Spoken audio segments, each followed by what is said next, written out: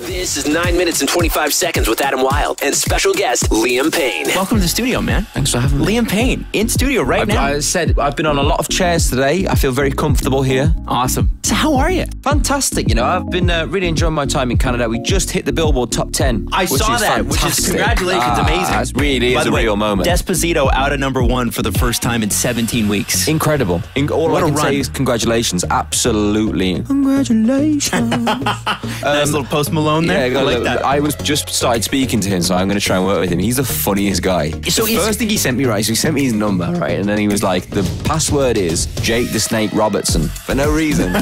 So I texted him like, yo, what's up, it's Jake the Snakey Snake Robertson. Just so random, I love it. I've not even probably met him yet, but is that a famous people thing? You got to text each other and be like, here's passwords? my password? Well, I've never had it before, but I'm way into it. It's the best thing ever. That's my new thing. You can't just go, hey, it's you got to know the password. Fair enough. Fair enough. What would you work on with him on? We're just plotting and planning at the moment. I mean, he works hard at his music. I'm going in to see Timbaland soon, and I've got a Charlie Puth song to record who's becoming a family favourite of mine at the moment. He seems like a genuinely awesome guy. He is, right. He has the most potential out of any musical artist I've seen so far. Really? True story. True story. I've worked with a lot of people, right, and seeing him, he was in his room, in his house, and he picks up this mini Casio keyboard that's like this big, and he's just got it by his ear, just playing along, and he goes, it sounds pretty good. And then just gets the big keyboard out and just puts this thing down, and out of nowhere, there's just music happening. Like, I think as soon as he starts to nail down the sound of what he is and who he is properly, he's going to nail it, man. And he's a great writer. Yes. Great writers are hard to find. It's hard to write a great song. He's like kind of a bit of a Pharrell of our generation, I would say. He will end up Really? being. Yes. That's going to be the title of the blog that this interview is posted on. Go for it. Charlie Puth. I'm all about Next Pharrell. Yeah. Gotta ask Creeping. you. I mean, like, sort of a big year for you. Outside of music. Yeah. And then inside music, big. So let's start with the music part. It's been fantastic. I've got to work with some of the most talented musical gods. I'm so glad that they've kind of welcomed me into the industry a little bit.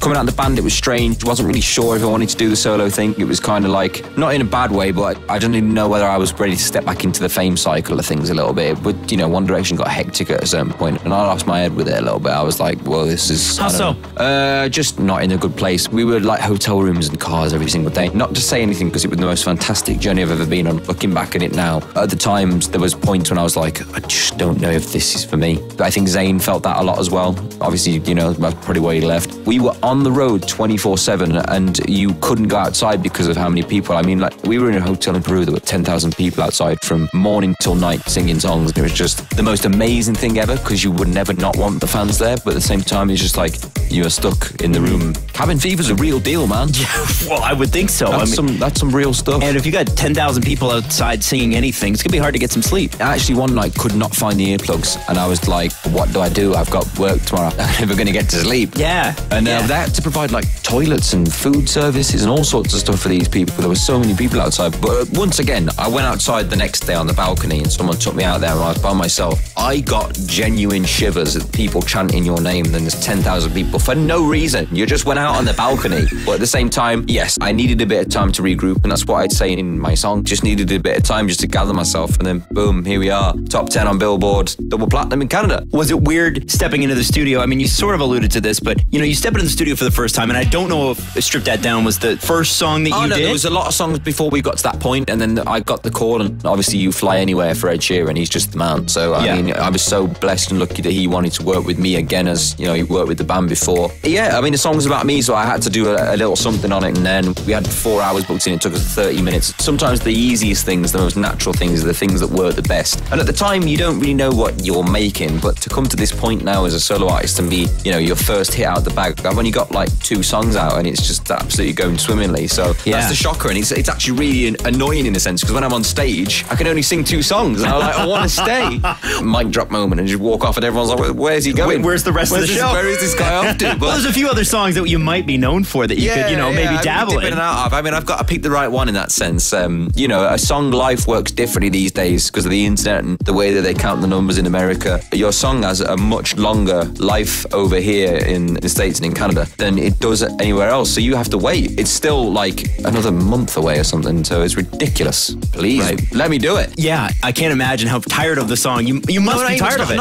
It's not even that I'm tired of the song. It's just I'm so excited to get this next one up. We have a really cool concept with the video. When you hear the song on the radio, you will think about it totally differently to when you actually see the visual, because it's not from my perspective, it's from somebody else's. I like that. Yes. I'm excited. That's quite the tease, actually. Yeah, just a little tantalized there. When you restart a career, and I don't want to say restart because that's not even fair. No, but it is. You have to understand. I mean, we have to understand. A lot of people didn't know who the different people were within the band. They just knew the band. So it is like starting fresh. And I think you have to treat it like that if you want to compete properly and do your job to the best of your ability. You are at the bottom of the food chain again now, so get working. Is that a little bit scary? Yeah, it is, but it's also a fight. I'm more edged to go that way than I am to go, You got a song out with Zed. Yes. Who could not be a nicer guy.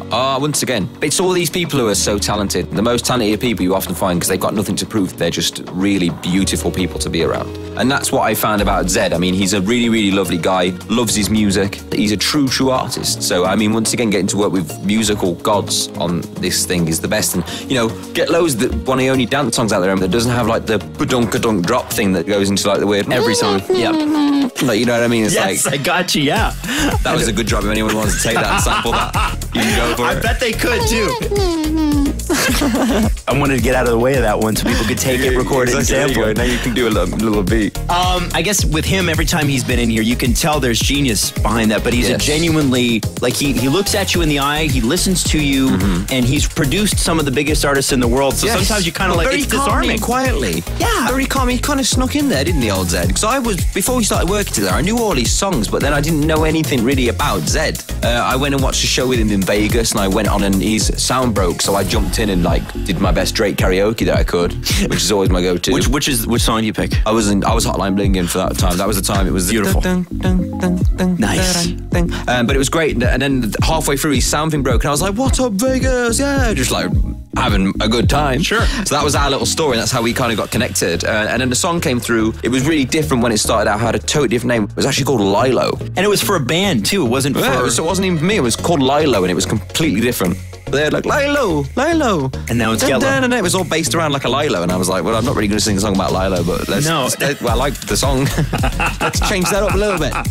I know I watched an interview that he said that you recorded in London, he recorded his part in LA, and the song kind of comes together. Yes. Is that weird too? It is. I mean, I like to have vocal direction for the person who's producing the song, because you want to know what they want from you, and it's like vocal acting a lot of the time with songs. Especially one of my songs, I rap on one of my songs, and it's not easy, it's tough, man. No. Did you have to practice at that? Like, what do you do? I kind of got into it, but you have to find out what the right voice is for the tone of the rap that you're doing. Mine's kind of like a little quite sneaky guy. It's not like loud, like kind of thing, but it's like, it was really fun to do, and it's cool, but people always go, is that you? They don't know it's me on the record, which is quite fun because I like featuring myself. That's amazing. That's amazing. Yeah. Do you have time to breathe? Do you have time to think? Yeah, 100%, man. I was looking you up today just on Google News, and did you know that you wear the same belt as Cheryl? Yes, we have similar belts, but hers has got some little French phrase on the back of it. I'm just going to say, do you have time to read the ridiculous headlines about you? I mean, I used to be involved in the game of reading headlines in different business, but there's that much rubbish out there just genuinely is untrue. I mean, I can't believe that, magazines, they just write what they want. Right. So there's no rules. And then what happens is the paper picks up the magazine, puts it in the newspaper, and then it looks like news, but it's just what the magazine says. And then the blog reposts, and it spreads. People's comments. I'm not down with the negativity side of things. If you're being negative, I will just block you. There's just no two ways about it. See you later. That comes with Twitter and that sort of thing too. Yeah, but people can be horrible. It's just, that's the nature of the game at the end of the day. People are horrible sometimes. How do you deal with that? Also, you just have to remember how many people are lovely. And a comment's a comment at the end of the day. Blows in the wind, you'll forget about it in the next couple of days, and something else will happen. People just get in their own space about it. Let them do what they want to do. Have your opinion and be happy about it. Fine with me. I don't really care. That is beautifully said. I don't think anybody, and I mean this genuinely, I don't think anybody's ever put it that way. Just remember how many people are lovely. As long as you're still here and you're still going and records are selling and you're enjoying yourself and you're getting to tour, it's none of my business. I got to ask one last question. Go for it. Record, when are we getting it? It should be start of next year, I think. Can't wait. Hope you come back and visit us again. We will do for sure. Hey, thanks so much for making time for us today. Thanks very much. All right. That was 9 minutes and 25 seconds with Adam Wilde and special guest Liam Payne. See the full video, including unseen footage, at kiss925.com.